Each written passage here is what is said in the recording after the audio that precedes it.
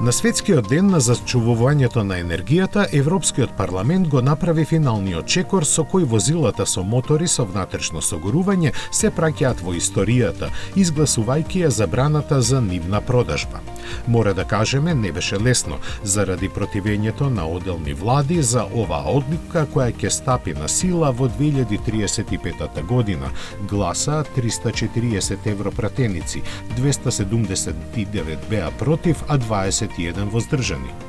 Против беше и поголем дел од стручната сфера, од каде нагласуваа дека тоа ќе зголеми зависноста од Кина за репроматеријали и ширум ќе го отвори патот за увоз на нивните возила.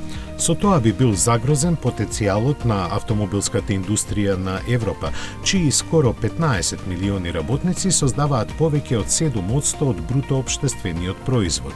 Аргументите на аналитичарите дека за напредок во вистинската насока е потребна разноликост на технологиите, сепак не ги убедија политичките умови да подразмислат уште малку. Не помогнаа ниту тврдењата дека за целосно остварување на нивните намери е потребна и декарбонизација на производството на електричната струја.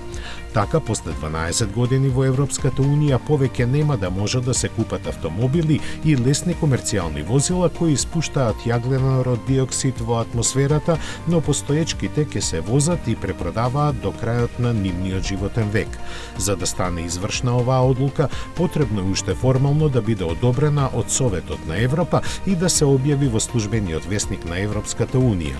Од неа, и тоа трајно, се исклучени само производителите на помалку од 1000 возила годишно, во кои спаѓаат марки како Bugatti, Koenigsegg, Pagani и слични.